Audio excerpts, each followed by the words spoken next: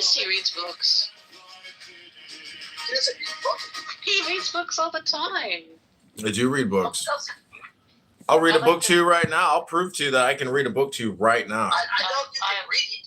No one's doubting that you can't read. That's not what that's question here. The question is, what am I going to read to you right now? That's what's the question. I told you to buy some poem books and start bought them. Poem? I told you the good ones too. I told you the real good ones. Oh, I've got very good ones. Just ask Aurora. Aurora and I have read together many times. Yes. How did the ALJ hearing go? What's ALJ? Didn't you see a lawyer? Didn't you see a judge for your SSI? No, SSDI. Oh, I got you. You have enough credits? SSDI. Rabboni Shalom. I'm 43. I've been working my whole life. How many credits do you have? I don't know yet. I haven't gotten compensated yet. You didn't look to see if you qualify? I'm pretty sure I qualify. I don't know what my number's gonna be, but I'm retired now. The federal disability judge said to me, "Enjoy your life, Mr. Kitover. Enjoy your life." I said, "Thank you, Judge. Enjoy your life too." It was such a lovely thing to hear from somebody. I was like, Did God. you get it? Did you wind up getting it? Yeah, I won the trial. Of course, he's going to win the fucking trial. Why did you have to go to trial? Because SSDI goes to trial. It's a disability insurance. You have to win your case. Dude, it takes longer than that for them to give you a decision, dude. What are you talking about? It's 30 lawyer. to. I got the letter from the judge. It's 30 to 60 days until I hear back from Social Security. Because all Masons are in cahoots with each other. That's why. I'm not lying. Ask Joanna. Joanna was a witness at the trial. At the same day. Same day, she was like, "It's not unexpected." The judge does that. He gives me the decision right at the trial. No, that's not the way it fucking works, dude. You have to wait. Yeah, hurry up and wait. I've been doing that my whole life. I'm still waiting. Look, if you're gonna lie, you're gonna get sent down, dude. Listen, I'm ready to read a book and then go to the gym. You can do whatever you want with me. Dude, what's with this lying idiot? Let's invite him back up. It's like this balding fucking retard. I don't know. I like it when he reads books. All right, you can come up, John. Tell us more about your life. I want to know what. Balding? Sir, I'm fully bald. Yeah, I took 2 dumps and I used a baby wipe. I'm very hygienic. Oh, good, there we go. What else do you want to tell us about your fucking life? You can watch me talking to you live on YouTube right now. Let me get you the link. Wow. Holy shit. That's a feat of technology, man. How do you do Took that? a shower after the second shit, you know, if I was coming over. This Joe Kitover guy is a fucking dumbass, man. I don't know. He reminds me of somebody I used to be very, very good friends with. Abby, you taking meds? Abby, you taking meds today, Abby? Lord. Taking meds? Alright, Kitover, get the fuck up here, you fucking cocksucker. I'm a walking here. Alright, you can come on up. I like Kitover. Go on up, Kitover. Tell us about your life. You know, to be a fly on the wall of your fucking life, you know? It's just him sitting there. Dude, it's him sitting there, He's wandered off to go get some coffee or some shit. He doesn't give a fuck. Like, he's just. What's the gag? The gag is like, hey, look how pathetic I am. But that's the goof. That's the fucking goof. That's a punchline. What do you mean? Hey, look at how crazy I am. But if anybody is on this app, they're crazy. Anybody. But Jesus Christ, Kitover, you need to fucking get a life, honestly. He probably makes more than everybody. No. Not for nothing, but Daniel and I are the more normal people out of everybody on this fucking app. Are I'm you? telling you straight up. No, I'm being dead serious. Are you? Like, we have lives. Do you? We're just addicted to the fucking app. Are you? Yeah. Absolutely. You know, get your tight little butt cheeks up here. Yeah, sorry, I was just getting an espresso. Can you hear me? Why are you posting YouTube? What the fuck? Hey. Bro, no one watches it. No one You gotta tell us who watch it. I'm not watching the stream. I'm driving. People fucking watch. Yeah, people do watch it. When he walks away. People watch it. Sorry, I made a coffee. Can I live a little over here? Do you guys need instantaneous dopamine feedback? Right next to the computer. I don't understand why you even have it so far away. Should have it right there. Listen, when you guys learn how to have as much fun as I do, you'll be as successful as I am. Like, Until what's your then, Amazon thing? I'll buy you a fucking Keurig, man. So you don't have to. Keurig sucks, bro. I use an espresso. It's the best. I got my wife the espresso Keurig. No, Nespresso. And what's amazing is these Chinamen are so smart. They reverse engineered the capsules, and then you can buy any espresso you want and just use the metal capsules. And you don't have to continue buying the $1.50 aluminum pods and waste all the aluminum. It's amazing. Coffee today, there's a new coffee startup. Yeah, tell us more about this dumb fucking coffee maker you have. Like I want to know about John Kitover's coffee maker. And that's making my day. See, there are multi-million dollar coffee companies, and you guys, unfortunately, you don't know what people want to hear. You lost your touch, man. You don't. John, I can make you a cup of coffee with a sock, John. It's not a big deal. Oh my god. You could make grilled cheese on a radiator. You could make grilled cheese on a radiator, but you never ratted because you're not a rat. So you you sacrificed and you made grilled cheese on the radiator. Oh my god. Sure. Listen, you want to know about my life? I used to be in the military. You know what your fucking dumbass YouTube channel should be? What? Just watch paint dry. Like, literally just put some paint on a wall and point the camera. There were 8 cameras. That's very autistic. That's what Andy Warhol would do. That's what someone with any sense would do. No. If I don't know if you know the life of Andy Warhol, but I've watched a lot of documentaries on Warhol and I have some of his books, and he was very autistic. I want to know it. What I'm saying is Andy Warhol would just film people for like an hour standing there. And it's very autistic. We want to know every little random fact that's floating around in your empty skull. It's all about marketing and presentation. My coffee machine is look. Your coffee machine, your fucking Andy Warhol story. It's going nowhere, fat pig scum. Well, I'd just like to read a poem to you then. Honestly, slut. Let the weary body lie sunk in slumber deep. The heart shall still remember Christ in its very sleep. Prudentius. Pig shit. This is pig shit. This is an Anglo-Saxon gnomic verse. Pig shit. Let me tell you how to draw an audience. Frost shall freeze, fire melt wood. This is the only thing that's... Earth shall blossom, ice shall bridge, shall roof the waters, wondrously lock earth's budding growth.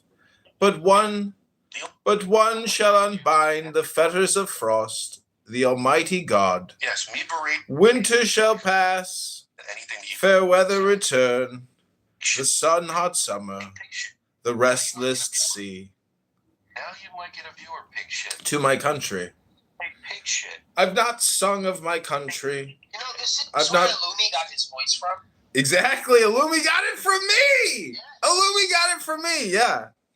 He did. He got the Logos from me. He's my fan on TikTok. I'm telling you. I've not praised its name for the booty of glory that battle yields. Hypnotize him. Just a tree, my hands planted by Jordan's still waters. Just a path I have traced through the fields. Very poor indeed, I know it, mother. Very poor indeed. Is your daughter's offering just a shout of joy when morning brightens? Just tears in secret for your distress?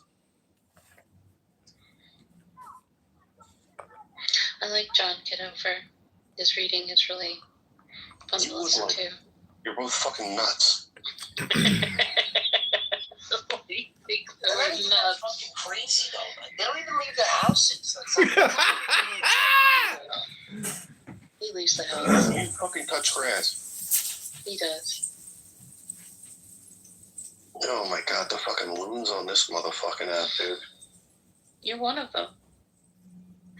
There's no way. There's no way. Like, we have to.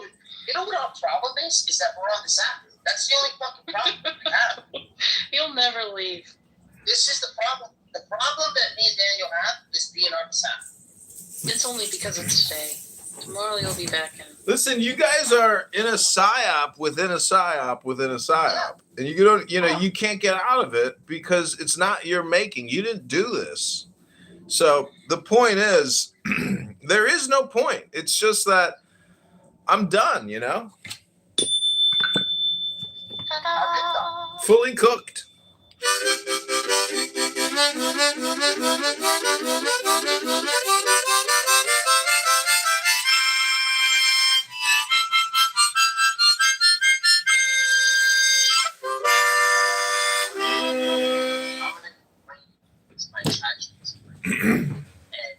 and yell at me, not telling me what a waste of fucking time I was doing while researching them.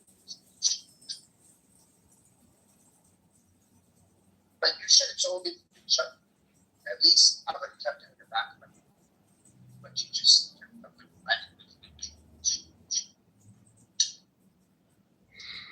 What about ChatGPT? What? Hello, can you hear me? Yes, now we can hear you. Oh, before I'm telling you, I'm going to complain to my ChatGPT right now for leaving out information, and not warning me that I was researching bullshit the whole fucking time. Being dead serious.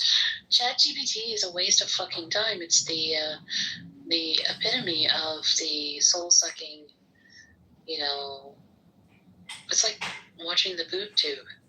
But it's like something that just tells you what you want to hear. Well, Kind of thing. ChatGPT is for poor people that don't have a library in their immediate access. And so in 2026, you can go on eBay like me and buy books from the 60s or the 1880s. And next thing you know, you have this huge database sitting around you on the walls in what's called bookshelves. And then we can start to actually focus in on all the categories, because I've accused Megatron before of, I know he's doing this while he's, supposedly at the work site. I'm just saying that eventually we need like a summary of everything you've researched, all the conversations, all the talking points, all the big questions, all the conflicts, and really narrow down the communication landscape so we don't have to do the redundancy. And, then we can actually expand it even more because we'll have more time. We won't be wasting our time on any redundancy. Does that make sense? But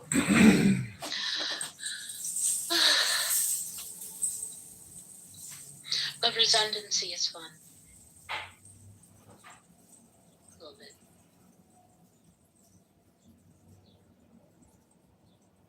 No. Don't you love the way that an animal feels when they're purring and breathing?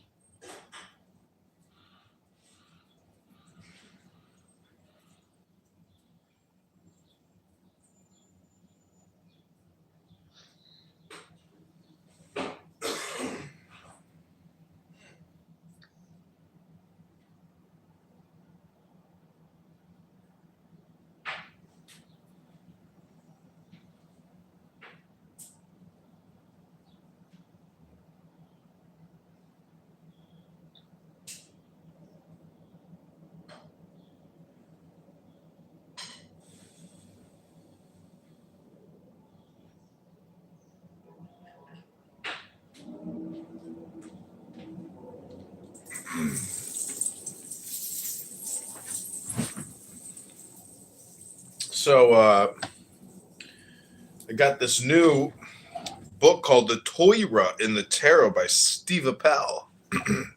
It's kind of amazing. I couldn't believe the author's name is Steve Appel, but it's actually Stav Apple. And it's a very interesting book. Le Papacy, the Popus. The card number 2 is the High Priestess of Israel, the prophetess Miriam. The figure of the Pope suggests the shape of the letter Bet, the second letter in the Aleph Bet, and the first letter of the first word in the Torah.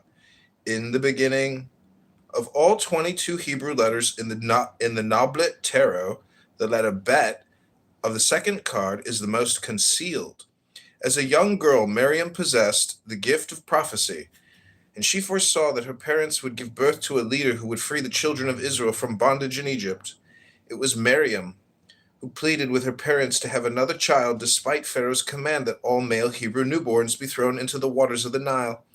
It was Miriam and her mother, Yocheved, who disguised themselves as Egyptian midwives to thwart Pharaoh's order for the male Hebrew newborns to be strangled in their cribs.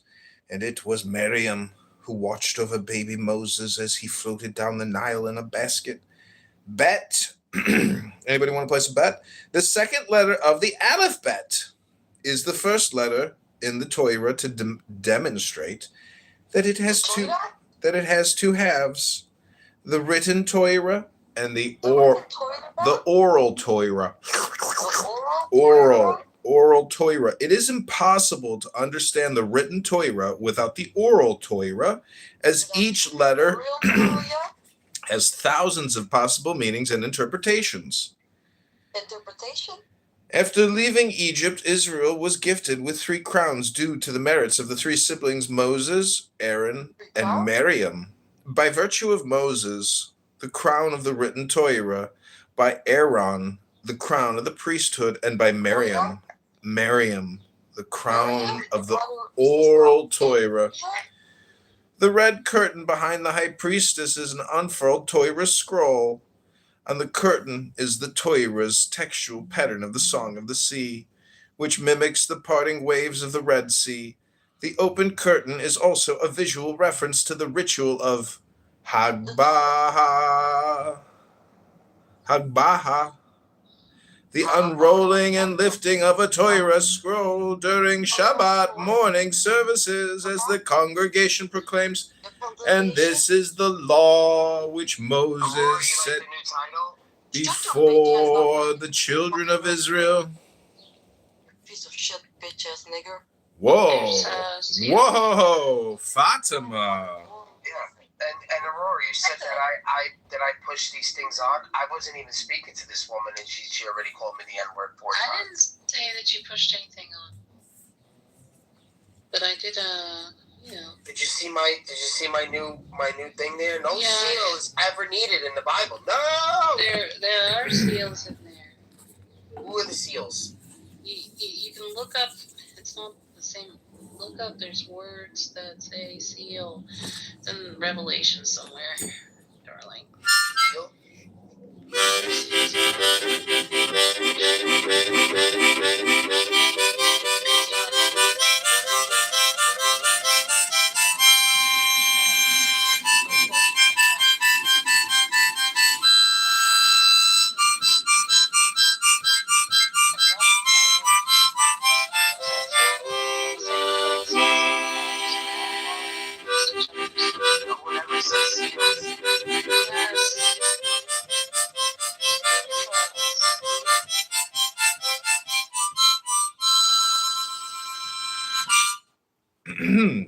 Never had one lesson. How does seal mean last? Did you blow the seal on your gasket? How does seal mean last? Well, they're both 4 Make sense of letters. that? Because it's the last thing you do when you seal a cup. Hello? Yeah, it's hermetic sealing. Why do you think Napoleon was able to conquer Europe? He figured out how to can food. So if I sealed a bunch of syringes, is that for me not to use them? Makes sense to God? I think we should just start a band. I think that if I seal something up, does that mean I'm never going to open it again? I think all Isn't that the whole point of sealing it, so it's fresh when you open it? Yeah, we get it. We get it. Magical abilities, me and Alistair. Don't you get it, Alistair? You seal it up so it stays fresh, not last.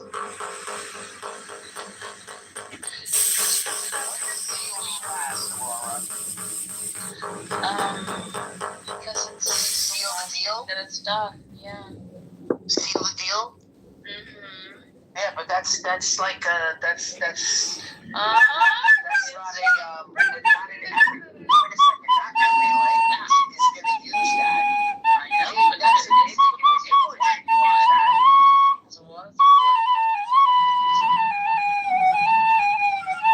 You know what's amazing is imagine being alive in like the year 600, and really try to visualize yourself in that like three-dimensional realm, and just how boring it would probably be. But at the same time, everything that you witness is like magical because if there's tigers and lions and bears, oh my, like you're really dealing with nature more, and so your experience is very intense because you're literally dealing with vicious animals that can rip you apart like a hippopotamus. They look all cute and cuddly. Don't fuck with them. Year 600, there was 2 popes, two bishops, a patriarch. I don't know. There's a lot of shit going on in 600. Got that right. Well, I'll just say there are some fruit flies that are so intelligent that you can't even catch them. How's that possible? You can catch them. You just need a UV light.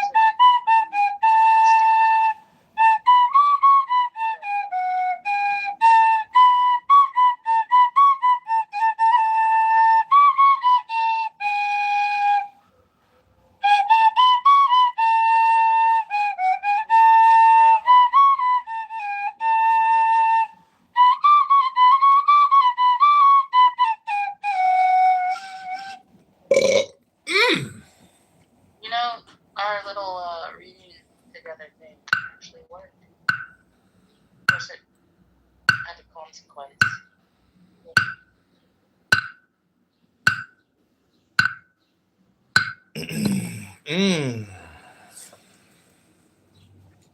Espresso is more false. Well, what's amazing about books is you can actually transport yourself into India or China and witness reality from those cultures and societies and experience what they experience in terms of like their religious or mystical or just social customs and habits. So, once you start exploring Zen, it's amazing. It's just an amazing topic. And mysticism in general is an amazing topic, but poetry is an amazing topic. Born like a dream in this dream of a world, how easy in mind I am. I, who will fade away like the morning dew. The mind, but if there is really no such thing as the mind, with what enlightenment shall it be enlightened?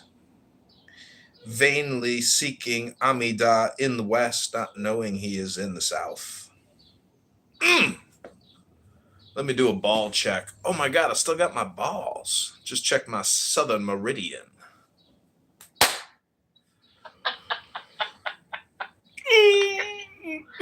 Megatron is so crude. If I had a wife and children, I would never come on a social audio and say, I fucked my wife last night. I busted a nut. Did you bust a nut? Oh, Megatron, you're such a crude man. Oh, is that Simon? Is that the Ayn Randian? Oh, thank God. Is he here? Can we finally loop this all back? So in my PTR, we have Ayn Rand's Virtue of Selfishness. She talks about separation of state and economics. She talks about altruism versus or altruism is egoism. Egoism is a very is it altruism versus egoism, or is it objective ethics versus egoism? No, it's egoism versus altruism. Okay, so objective ethics versus altruism, meaning that the spam that liberal intellectuals put out is not ethical. It's actually the opposite, and it's really just misdirection or propaganda. So there's really no debate. Like, I think we've accurately diagnosed the moral ethical problem inherent in society in the West. And it's right there sitting in Ayn Rand's objective ethics. And, you know, I'm like on page 60, and it's all fantastic. And she actually denounces mysticism as being irrational, and she advocates for rationality. And I've used Ayn Rand to create political content in my new startup, AICityCorp.com. And it actually got a lot of views. Let me pull it up real quick. It's on John Kitover on Instagram. Well, the fact that you're reading the book is just funny. What did I put down? Not gonna lie. Okay, this is what it created. Listen to this. The smallest minority on earth is the individual.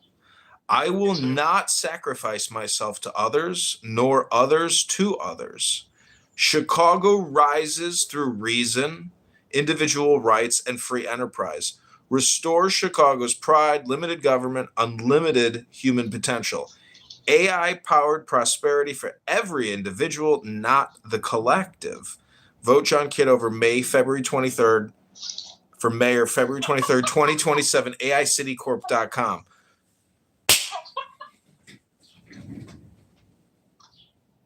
That is fucking fun. That is brilliant.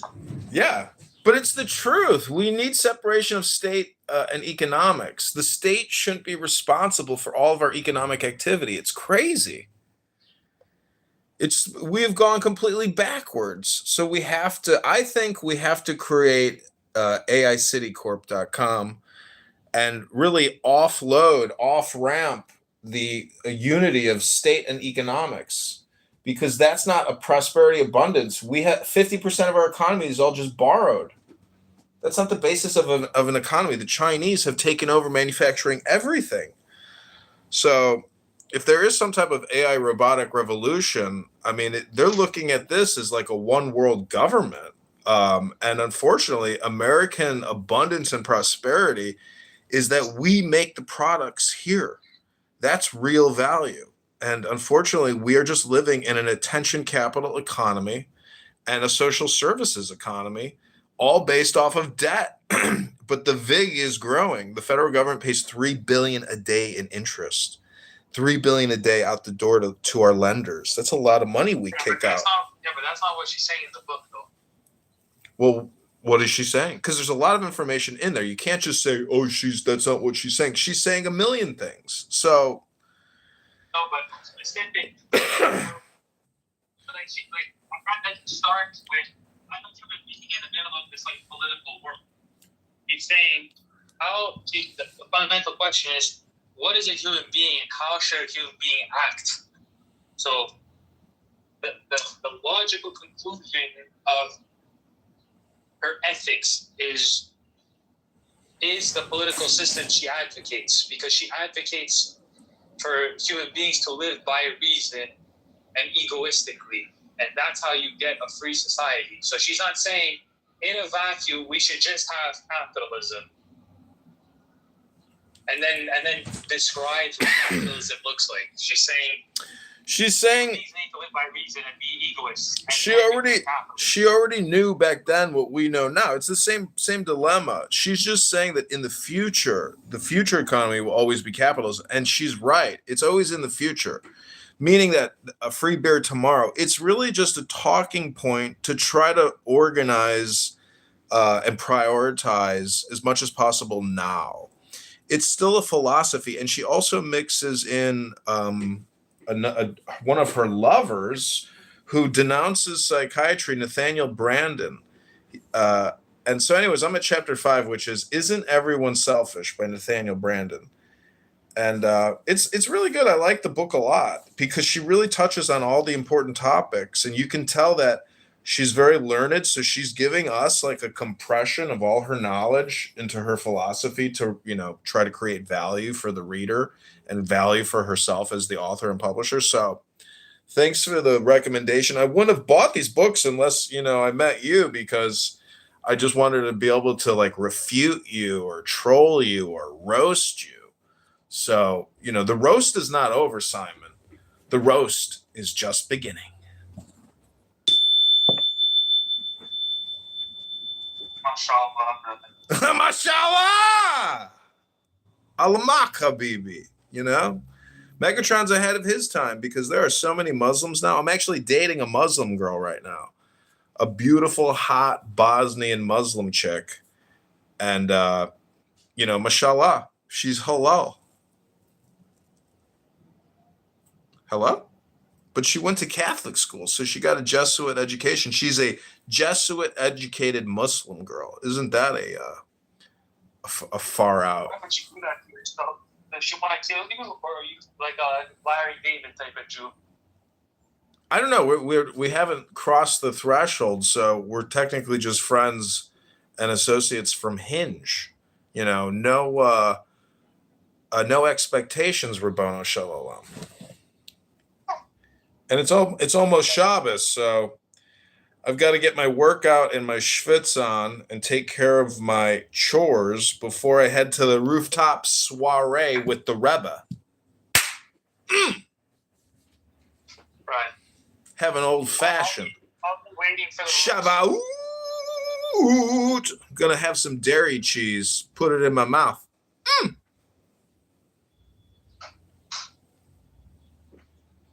Anyways, one of the more interesting things about Ayn Rand is her sex life, or lack thereof.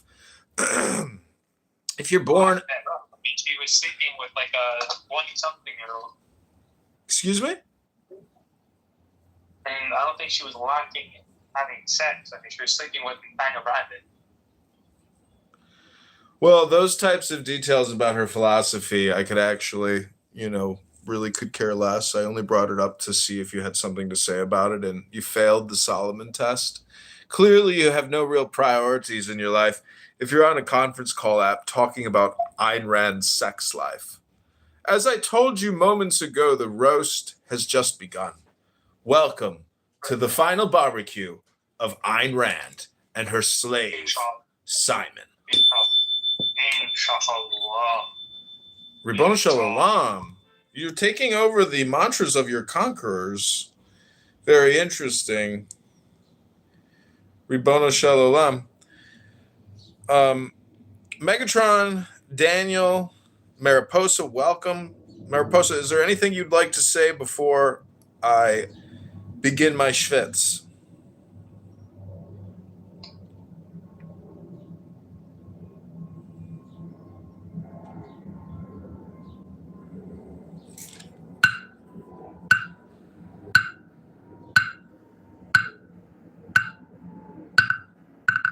So Simon took off. You notice that, Megatron? Really didn't have much to say about Ayn Rand. Because he doesn't have anything to say about her at all. Well, I think just reading her is more interesting than talking about her. And that's my complaint about the Bible Quran room. Just playing the Bible or Quran on an audiobook of you reading it, or even you reading it 15 minutes a day, would be the most interesting part of your room. The clash between egoism and altruism lies in their conflicting answers to these questions. Egoism holds that man is an end in himself. Altruism holds that man is a means to the end of others. Egoism holds that morally, the beneficiary of an action should be the person who acts. Altruism holds that morally, the beneficiary of an action should be someone other than the person who acts. Oh my goodness. Perfect timing for culture. That means I'm going to do. Ooh, we got Regal in the house. This is a guy who needs to learn how to act. Instead of talking about it, you should just show us it. Pull it out and show us it. Don't just tell us about it. Show us it. Can you do it? I call it reading a book. If you read a book today, you will be part of the 1%. Less than 1% even.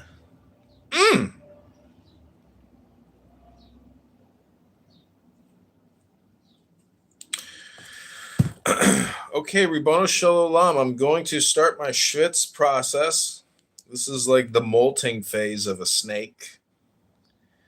What you do is you go outside in the sun and you bring a bottle of water and you start the power walk. And you build the momentum until a jog takes root. And then soon after about 15 minutes of moving the body, you begin to schwitz. And water emits from the pores of your skin.